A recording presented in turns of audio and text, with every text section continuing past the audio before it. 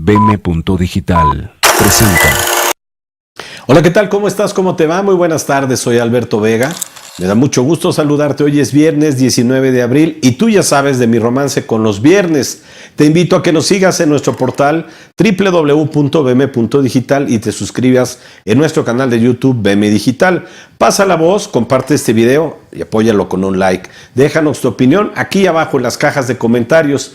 Puedes seguirnos también por Twitter y Facebook. Ahí estamos todo el tiempo y queremos saber qué piensas. Es muy importante para nosotros. Comenzamos de volada.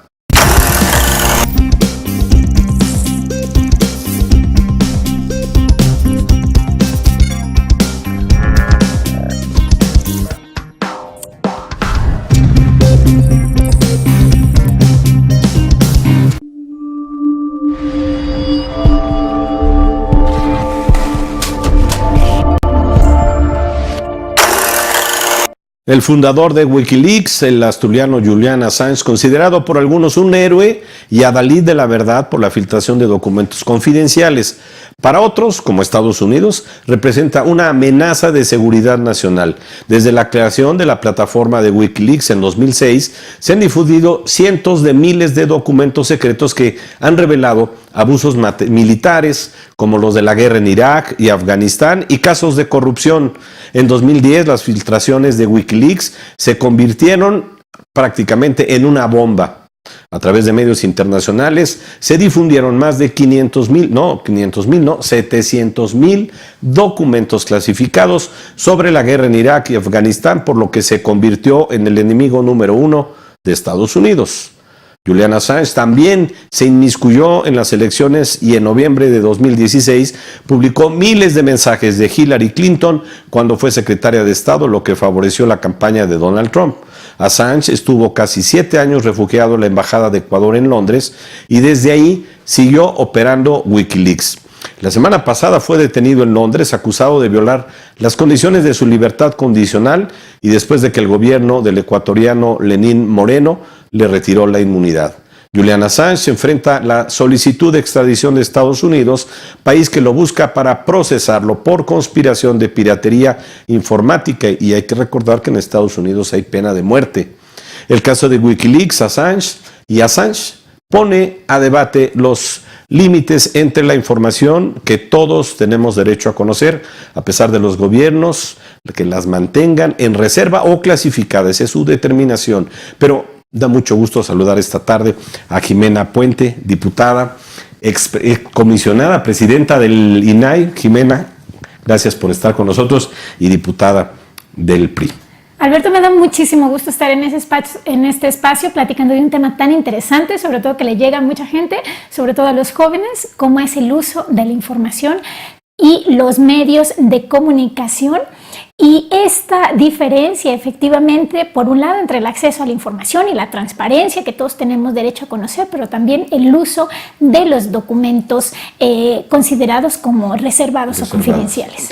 ¿Cómo fue esta historia? ¿Cómo comienza esta historia fascinante que podría ser una gran película que seguramente por ahí ya la deben de estar pensando, Jimena? Efectivamente, mira, Julian Assange, como uno de estos personajes paradigmáticos de nuestro tiempo, funda Wikileaks en 2006, como nos lo acabas de comentar. Se va llegando de información internacional. No solamente hay que decirles a todos los que nos siguen en este espacio, no solamente de Estados Unidos, sino de muchos otros países. Hay un capítulo de México y hay un capítulo de México, y efectivamente en el 2010 se hace paradigmático con esta asociación y con esta difusión de estos más de 700,000 documentos, pero debemos de recordar que Wikileaks se considera que ha hecho públicos entre videos, documentos, cables, correos electrónicos, más de 10 millones de documentos considerados como reservados o confidenciales en los países de origen. Los hace públicos, tiene proceso pendiente también por violar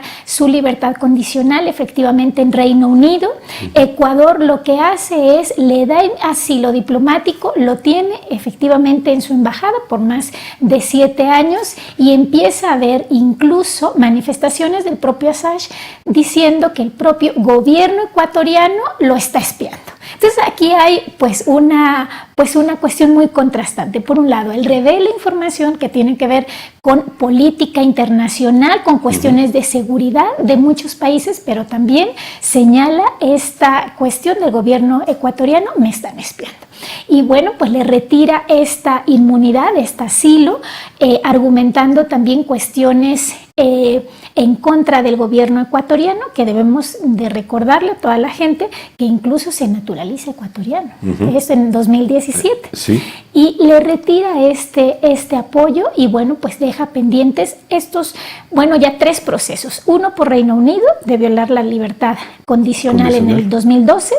Otro se estima en Suecia por agresiones sexuales, tiene 2 acusaciones que todavía no saben si van a reactivar esta cuestión jurídica, y obviamente por Estados Unidos. Se dice que una de las condiciones para retirarle el asilo y para dejar a esta libertad de procedimiento fue precisamente lo que comentaste, que no se le aplicara en Estados Unidos la pena de muerte por estas circunstancias, y veremos, bueno, pues cuál es el desarrollo de todo este proceso, que tiene que ver también pues con unas cuestiones muy, muy finas y muy particulares en temas jurídicos.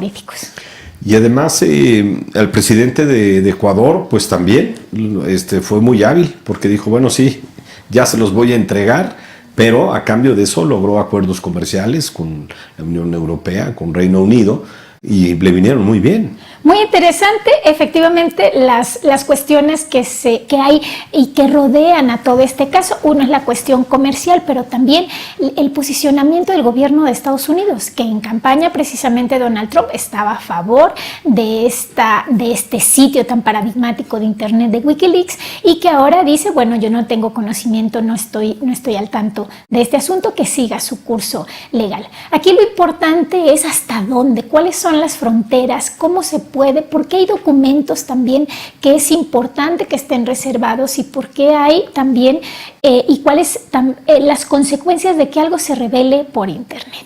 Cuando tú revelas algo por Internet, por cualquier página, se considera, y la propia ley en México lo considera, fuente de dominio público. Es que cualquiera, teniendo un teléfono, teniendo una computadora, puede acceder a la información que ahí se publica. Entonces, bueno, pues las cuestiones de negociación, por ejemplo, internacional, las cuestiones que tienen que ver con conflictos armados, como el de Irak, como el de Afganistán, se consideran una información que tiene que ser reservada para los países. Claro. Y bueno, pues una vez que se hace pública con toda esta responsabilidad para cualquier persona en todas partes del mundo. Julian Assange pues es un genio, logró toda esta información, todos estos archivos, desagregarlos y darlos a conocer, y seguramente no sabía lo que tenía en manos, Jimena. Imagínense, más de 10 millones de documentos con esta categoría que se difunden a lo largo de todos estos años. Obviamente Wikileaks tiene apoyo de diferentes asociaciones, apoyo económico para poder operar, porque bueno, pues un sitio como este y todo proveer la información tiene que tener un respaldo económico. Y recordemos también algo muy importante. En Estados Unidos hay 2 leyes que me gustaría mencionar. Una es la ley de espionaje, un acta de espionaje de 1917, igual que nuestra Constitución, con disposiciones específicas para sancionar las cuestiones que realicen de espionaje terceros. Claro, sí, es una ley muy severa. Es una ley muy severa que tiene muchísimos años, sigue estando vigente, y también en conjunción con la Patriot Act, el acta patriótica, que como ustedes recuerdan, fue a causa del suceso de septiembre 11. Viene a estas disposiciones en donde dice que Estados Unidos, en su artículo 1, tendrá el derecho y la facultad de acceder a la información que se genere por motivos de terrorismo en cualquier parte del mundo. Es decir, ellos se dan esta capacidad de investigar el terrorismo donde quiera que se genere. Entonces, por una parte, bueno, están en la persecución de un ciudadano que da a conocer esta información, pero por la otra, su administración señala esta facultad que tienen para perseguir las actividades relacionadas con terrorismo y con espionaje. Y bueno, y a mí me parece que con esta ley que mencionas que es tan severa, si tú y yo nos reunimos en Estados Unidos a planear algo, aunque no hagamos algo, por el simple hecho de reunirnos tú y yo, pues ya es delito, ¿no? Son consecuencias y son maneras efectivamente de ver el tema de seguridad nacional muy específico de acuerdo a la óptica que tienen los diferentes países. Muy importante va a ser el seguimiento de qué pasa con Assange, de si lo procesan, bajo qué cargos, quién presenta precisamente esos alegatos y bueno, en su momento cuál será la sentencia. Sí, porque hay varios, ¿no? Porque si es Suiza, es Reino Unido, es Estados Unidos. Así es. Chelsea Manning, que fue el soldado que proveyó todas estas información de más de 700,000 documentos del gobierno de Estados Unidos, recordemos que ya estuvo preso. Ya estuvo preso, Barack Obama le da un perdón jurídico y que lo vuelven a apresar esta administración de Trump por no querer proporcionar información que puede implicar a Wikileaks.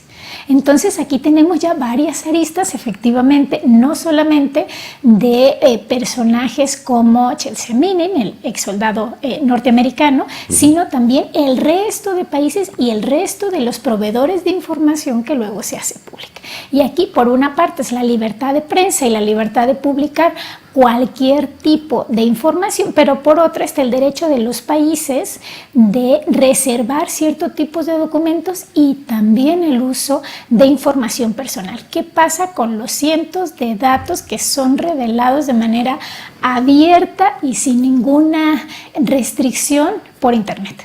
Así es. Y por eso se refugia en Wikileaks, para justamente hacer válido la posibilidad de la libertad de expresión.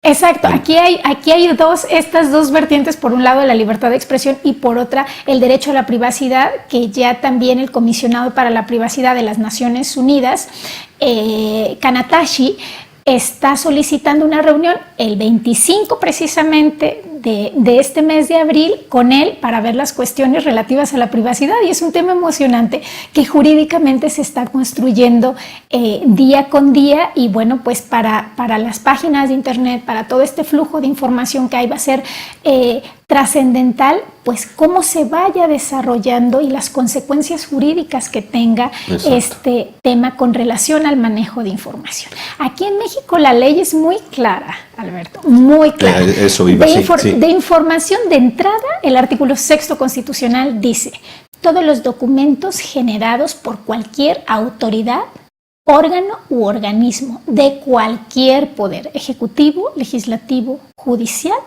sindicatos, fideicomisos y fondos públicos y cualquier persona que reciba o ejerza recurso público de entrada es pública. Sin embargo, hay determinadas restricciones cuando se cumplen cuestiones muy específicas: seguridad nacional, seguridad pública. Una es con relación a los demás países, otra es la seguridad aquí en nuestro país, derechos de tercero o salud públicas. Esos son los casos muy específicos en que se puede hacer la ley llama una reserva de información. Pero las reservas tienen que cumplir, es decir, no se puede reservar desde antes de generar toda una información. Tienen que ser documentos muy específicos y a lo mejor no todo el documento, sino determinadas partes del documento que se consideran que no pueden darse a conocer, que se reservan y solamente por 5 años. Y la Ley General de Transparencia dice puede ser reservada por otro periodo igual, es decir, por otros 5 años, haciendo que una prueba de daño. Y esto para la gente que nos sigue, pues para explicarle qué es eso de la prueba de daño, es acreditar que es más dañino que se conozca una información en un momento específico que hacerla pública.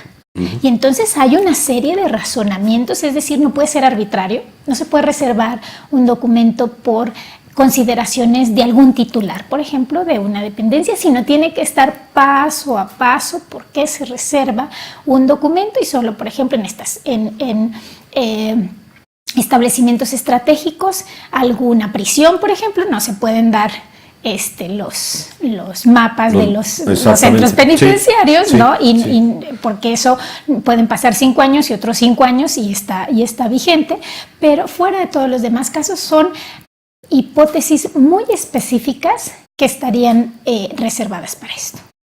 Y sí, en algunos casos muy puntuales, porque nos ha ocurrido también a través del INAI solicitar una información y responde el gobierno que no, que está reservado 30 años. Como el caso de los segundos pisos en México, ¿no? Afortunadamente ese criterio cambió con la nueva Ley General de Transparencia, acota de 10 a 5 años, solamente prorrogable por otros 5 años más y no como se tenía anteriormente, que era el doble de población. ¿Por qué? O el doble de tiempo. ¿Por qué? Porque se quiere que la gente tenga la posibilidad de hacer seguimiento a cada vez más información.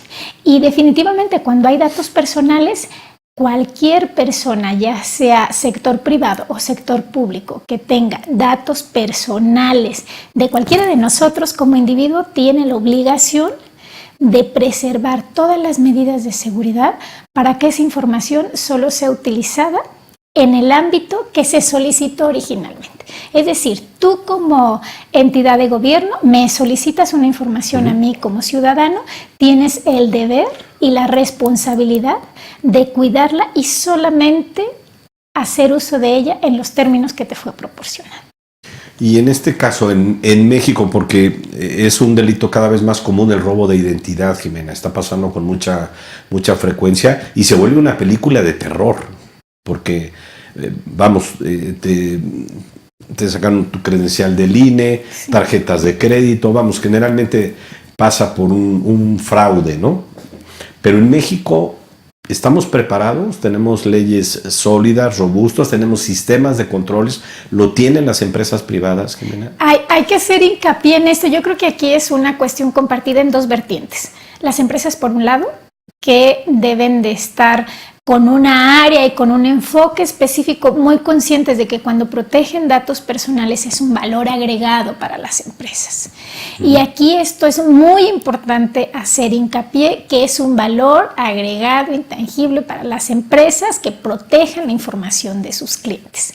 Eso por una parte, no tener todo este apartado para hacer posible, por ejemplo, los avisos de privacidad, ¿no? Que a los clientes les quede claro exactamente qué información no tienen, cómo pueden hacer actualización de sus datos, cambio, etc. Y por otra parte está la responsabilidad de cada uno de nosotros. En las cuestiones de robo de identidad, no dejen sin de estar teniendo control a la vista sus tarjetas de crédito. No naveguen o hagan compras en páginas de internet inseguras. El comercio en el internet existe, es real, cada vez más usado, pero no lo hagan en páginas que no tengan niveles mínimos de seguridad.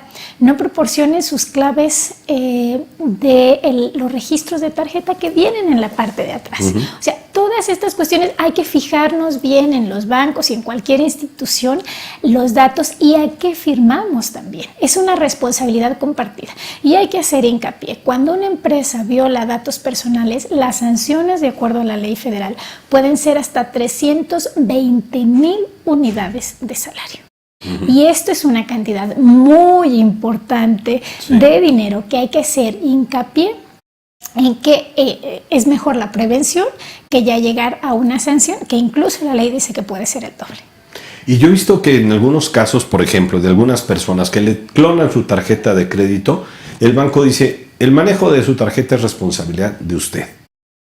Y bueno, ok, está bien, no lo perdamos de vista, pero bueno, pues pagas en algún establecimiento, en un restaurante, en una tienda y te clonan los datos y eso se está dando cada vez con más frecuencia, Jimena. Hay que operar y hay que hacer vigentes dos cosas también muy importantes. Los seguros que cada vez más instituciones bancarias están proporcionando con el uso de la tarjeta de crédito para en casos de clonación pues sea la misma responsabilidad de la institución bancaria. Esto hay que ver con los bancos que te puedan regresar ese dinero del que fue dispuesto y también las cuestiones de notificación en los celulares, por ejemplo, cuando se hace un cargo o una disposición. Esto es mucho más fácil mantener control de las finanzas que cada uno de nosotros tenemos y del uso responsable de las tarjetas de crédito. Sí, porque el comercio de bases de datos, bueno, pues está clarísimo, creo que a ti te pasa, a todos nos pasa, te hablan al celular de otra compañía telefónica para decirte que una promoción, que te cambies a esa empresa, y uno dice, ¿y de dónde tiene mis datos? ¿Dónde tiene mi teléfono? ¿No? Esto, el manejo que tienes y cada vez también qué tipo de información das, información relacionada sobre todo con el entorno más privado de la persona, debemos de tener mucho cuidado y bueno, pues casos tan paradigmáticos como Wikileaks, en donde se filtran esta cantidad impresionante de información que tiene que ver con datos personales de muchas personas alrededor del mundo, con una página que se resguarda o se escuda en esta libertad de publicar cualquier tipo de documentación, cualquier tipo de información, pues va a ser muy importante la responsabilidad que se genere, porque debemos de estar conscientes que efectivamente hay ciertas cuestiones que es muy delicado reservar, que es muy delicado publicar y que se conozca en ese momento. Esa es la importancia, ¿no? De tener leyes robustas, un marco legal muy sólido, porque en el caso de Assange, bueno, pues por supuesto que no actuó solo, es toda una red. Haber hecho ese trabajo y poder acceder a esas bases de datos, pues tú eres experta en eso, Jimena, pues es otra vez es de película, ¿no? Y yo creo que en este caso la realidad supera efectivamente a la ficción. El hacer llegar este tipo de documentos, el ordenarlos, el proteger a las fuentes, porque eso ha sido el éxito precisamente de Wikileaks. Identificamos a Julian Assange, pero efectivamente detrás de Julian Assange hay una serie de informantes en todas partes del mundo que proveen ese tipo de información y que incluso pueden llegar pues a modificar, por ejemplo, mentalidades de un electorado, lo que mencionabas con Hillary Clinton, ¿no? O ciertas repercusiones también, y pues eso es la importancia más grande que tiene este manejo masivo de información. Y en México pasa, bueno, hemos visto que el INE ha investigado y ha logrado determinar que algún partido político vendió el padrón electoral.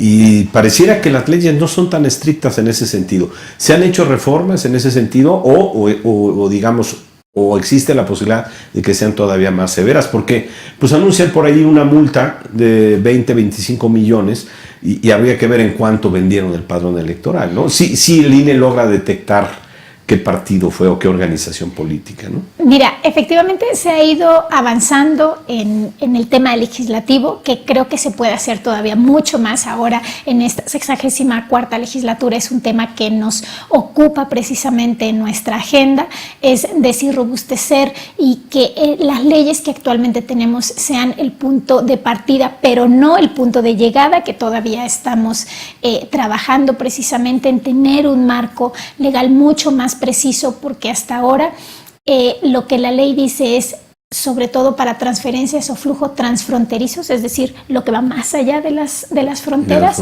tiene que estar autorizado solamente cuando el país tercero a donde va esa información ofrece por lo menos las mismas garantías que ofrece el Estado mexicano. Entonces, ya sea en el sector público, como lo mencionas, con la cuestión de partidos políticos, o en el sector privado, como son todo el manejo de datos de todas las empresas, hay leyes que nos protegen, hay que estar muy conscientes de que tenemos leyes que nos protegen, y aquí la cuestión es la impunidad. Que se le ponga multa al partido político, sí, pero en todos los casos donde haya un uso indebido de la información, estas deben de tener una consecuencia, ya sea para el sector público a través de la Ley General de Datos Personales en posesión de los sujetos obligados, o en el sector privado a través de la Ley Federal de Datos. Yo creo que sí es importante, porque ahora estamos hablando, digamos, o lo he mencionado yo en la parte estrictamente de estos fraudes bancarios, estos fraudes cibernéticos, pero que además son invasivos, ¿no? Que te estén hablando de una empresa, ¿no? Además son los más imprudentes, parece que ser que los seleccionan, ¿no? Te hablan a la hora de la comida, te hablan un sábado a las 8 de la mañana para ofrecerte servicios de otra empresa telefónica. Pero hay, por supuesto, casos más graves de trata de personas, en fin. Y en ese sentido, ¿tenemos leyes robustas? Mira, hasta ahora hay que recordar, cuando recibes una llamada tratando de promocionar algún artículo que no lo solicitaste, bueno, pues está el registro de la Profeco, donde puedes dar de baja tu teléfono para que ya no te estén marcando. Eso como primer lugar.